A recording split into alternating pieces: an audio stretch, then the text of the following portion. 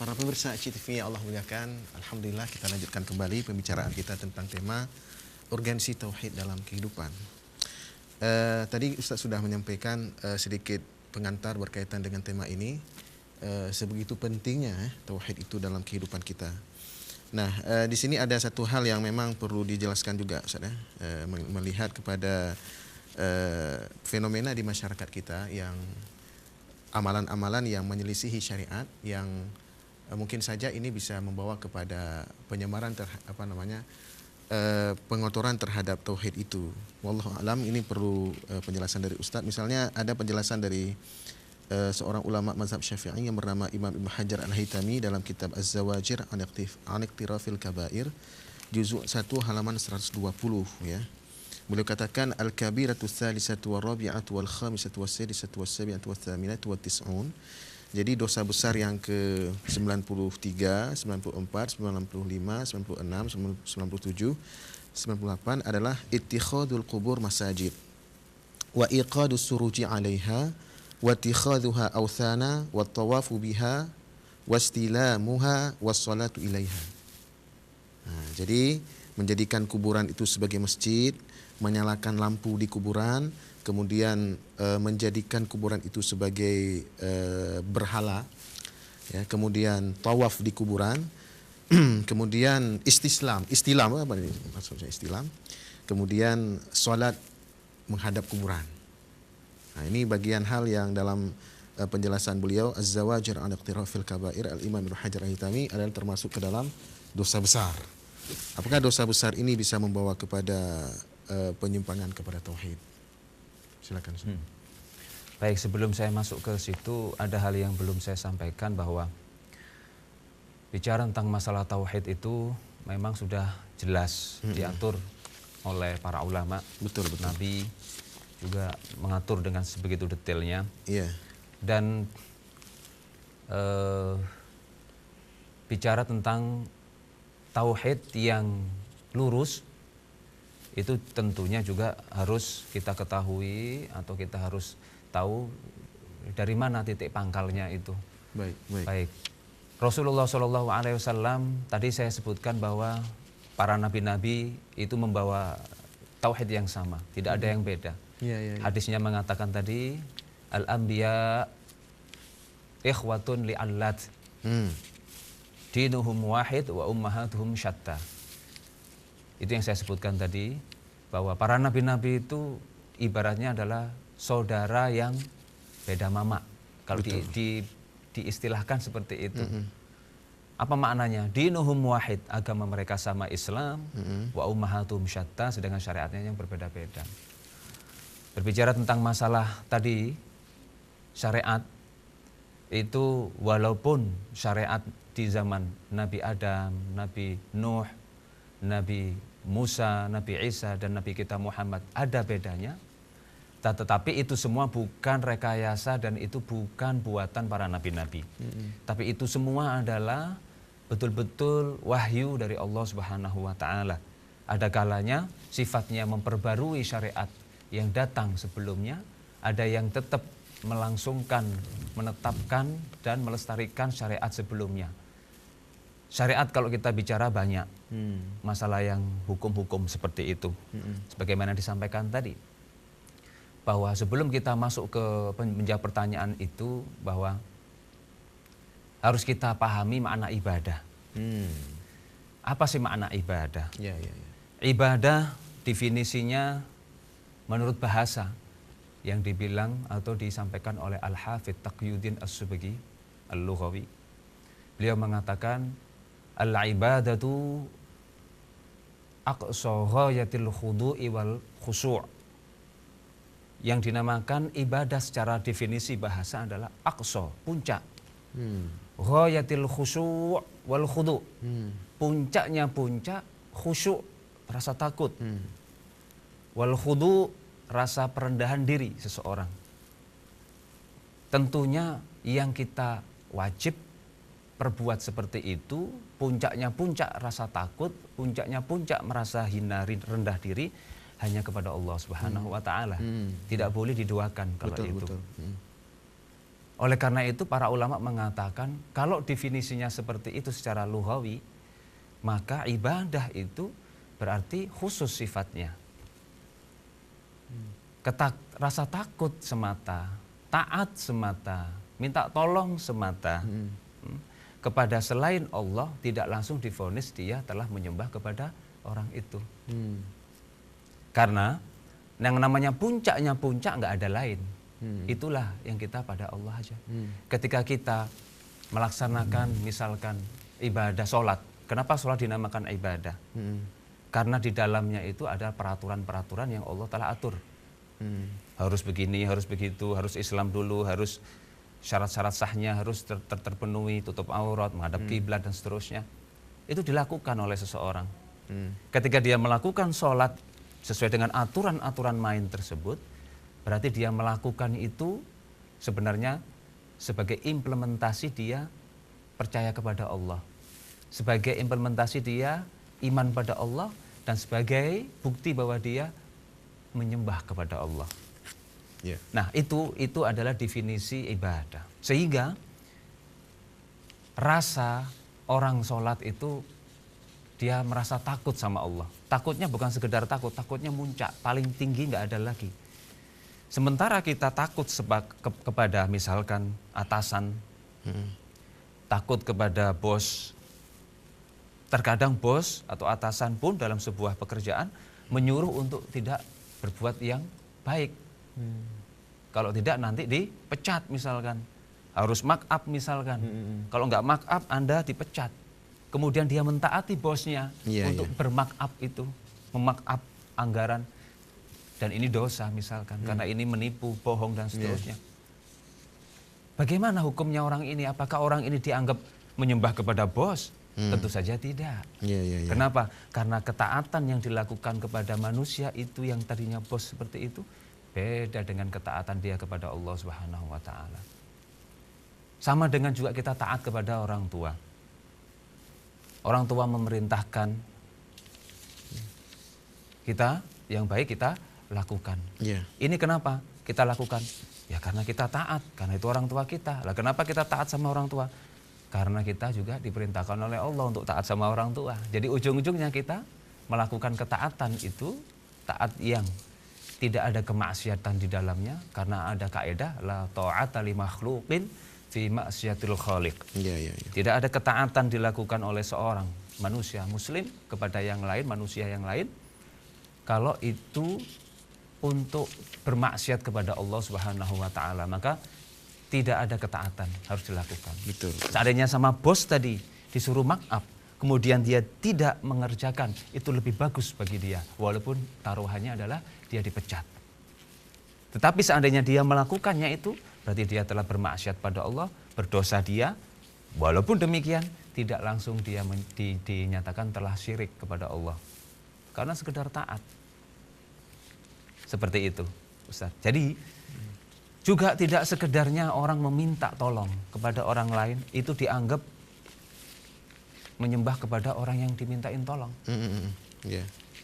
Misalkan ada seseorang minta tolong, ya, Fulan, wahai Fulan, tolong saya.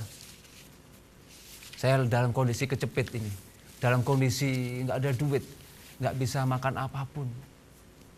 Hanya kamu yang bisa nolong untuk sementara ini. Berilah saya uang misalkan untuk saya bisa makan. Minta tolong dalam kondisi seperti ini bukan berarti dinamakan dia telah bersyirik kepada orang itu. Ini hanya biasa. Sementara yang dinamakan syirik adalah meminta tolong yang pertolongannya itu diyakini sebagaimana Allah akan memberikan. Tapi kalau sekedar saja itu tidak. Makanya ada sebuah cerita. Dalam sebuah cerita ini ada suatu kondisi masa Umar ketika Sayyidina Umar Ibnu Khattab radhiyallahu an itu paceklik. Dikisahkan beliau telah berusaha untuk supaya turun hujan dengan cara sholat, dengan cara pergi ke Abbas paman Rasulullah untuk minta doa. Sudah dilakukan semuanya, tidak kunjung turun hujan, dan akhirnya ada seorang dari rakyat sahabatnya itu yang namanya Bilal bin Harith, dia mendatangi kuburan Rasulullah Muhammad SAW di Madinah. Apa yang dilakukan oleh sahabat yang bernama Bilal bin Harith ini? Beliau datang sampai ke makom Rasulullah mengatakan, "Ya Rasulullah, istasqi li ummatika fa innahum qad halaku." Redaksinya yang perlu kita pahami, beliau mengatakan, mengeluh kepada Rasul yang waktu itu Rasul sudah wafat. Beliau mengatakan, "Ya Rasulullah, istasqi li ummatika fa innahum qad halaku." Wahai Rasulullah, mintakan turun hujan pada Allah. Kenapa? Untuk umatmu, karena umatmu hampir-hampir akan binasa. Qad halaku. Kemudian beliau itu tidur dan akhirnya bermimpi ketemu Rasulullah dalam tidurnya. Di dalam tidurnya kemudian disampaikan oleh Rasulullah, "Wahai sahabat, bilang kepada Umar bin Khattab, insya Allah Allah akan segera turunkan hujan." Dalam waktu dekat, dalam mimpinya ketemu Rasulullah. Kemudian beliau mengatakan, "Tolong sampaikan salam saya kepada Umar." Dan yang ketiga, pesannya Rasulullah, bilang sama Umar, kalau mengurusi umat itu yang sedikit serius. Akhirnya beliau setelah bermimpi ini pulang bergegas menuju Umar, langsung menyampaikan berita ini. Ketika ketemu Umar, Umar sangat ingin tahu isinya, dan ternyata isinya adalah yang pertama, akan turun hujan, Allah akan segera turunkan hujan, dan beliau sangat senang sekali. Yang kedua, beliau mengucapkan salam kepada Umar, Umar pun senang karena Rasulullah mengirim salam, Masya Allah. Yang ketiga, ini pukulan berat bagi Umar. Dikira dengan usaha Umar yang beliau lakukan, Al-Imam Umar bin Khattab itu lakukan, itu masih belum dianggap cukup. Bahkan menitiskan air mata ketika mendapatkan teguran dari Rasulullah seperti itu, terkesan belum serius. Apalagi yang harus saya perbuat kalau ini belum serius? Kata para ulama dalam menanggapi cerita itu, para ulama mengatakan, seandainya yang datang ke makom Rasulullah Muhammad SAW dan mengatakan sebagaimana yang dikatakan oleh Bilal bin Harith kepada Rasulullah, niscaya itu lebih bagus karena dia adalah pemimpin waktu itu. Nah, cerita ini menggambarkan bahwa inilah yang dinamakan isti'anah atau istighatsah. Padahal Rasulullah sudah wafat. Ceritanya, Rasulullah sudah wafat. Walaupun sudah wafat, sebenarnya hakikatnya beliau masih hidup. Karena dalam hadis, Al-anbiya'u ahya'un fi quburihim yusallun. Ada sebuah hadis yang mengatakan para nabi-nabi, tak terkecuali Nabi kita Muhammad, itu pada hakikatnya hidup di kuburan mereka, bahkan mereka sholat. Para Nabi Muhammad mengatakan seperti itu. Sehingga ini bukan sesuatu yang mustahil secara akal. Allah kuasa untuk menghidupkan setelah mati seperti itu. Karena dalam ayat Al-Quran, untuk orang yang berjihad fisabilillah aja, mengatakan, wala tahsabannal ladzina qutilu fi sabilillahi amwat bal ahya'un 'inda rabbihim yurzaqun. Orang yang berjihad fisabilillah saja jangan dikira itu mati, meninggal sebagaimana udah selesai. Padahal di kuburan mereka itu hidup, bal ahya'un 'inda rabbihim. Bahkan mereka itu hidup dan diberi rezeki oleh Allah Subhanahu wa taala. Kalau orang syahid perang saja begitu, apalagi nabi yang jelas tidak akan termakan tubuhnya oleh dunia, tanah. Nah, karena itulah maka di situ ada istighatsah, isti'anah, yang itu kata para ulama tidak masuk kategori syirik. Loh, kenapa? Karena di situ ada redaksinya, istasqi li ummatika, wahai Nabi Muhammad, mintakan tolab sakyul ma, mintalah tolong turunkan hujan. Yang jelas yang menurunkan hujan bukan Nabi kita Muhammad. Tapi kenapa Rasulullah kok dijadiin itu? Karena para sahabat tahu bahwa Rasulullah itu sebenarnya masih bisa bermanfaat. Karena Rasul dalam hadisnya lain, hayati khairul lakum wa mamati khairul lakum. Hidupku bermanfaat bagi kalian dan ketika saya meninggal pun akan bermanfaat sama kalian. Jadi seperti itu. Ini kalau dari sisi hanya meminta kemudian divonis itu syirik, enggak juga. Sebagaimana yang dilakukan oleh sahabat Bilal bin Haris tadi, pergi ke makom Rasulullah Muhammad SAW. Jadi dalam hadis yang lain sebenarnya kalau kita kembali kepada pertanyaan tadi, kita dilarang untuk menjadikan kuburan Rasulullah SAW sebagai Aid. Ya. Mas, itu dalam hadisnya itu apa maknanya? Maknanya bukan jangan kalian itu ngunjungin saya hanya ketika kayak orang merayakan Idul Fitri, Idul Adha setahun sekali. Kalau bisa kunjungilah terus saya. Itu maknanya dalam hadis hadis yang dijelaskan oleh para ulama muhaddits. Karena mendatangi makom Rasulullah Muhammad SAW itu termasuk bagian dari kita berterima kasih juga kepada Allah atas diutusnya makhluk yang termulia di muka bumi ini, di mana kita bagian dari beliau, yang kita alhamdulillah dengan mengikuti syariatnya beliau, kita akan ada jaminan Allah akan memberikan pahala besar, dan akan kalau kita meninggal dalam kondisi iman sempurna akan didapat surganya Allah.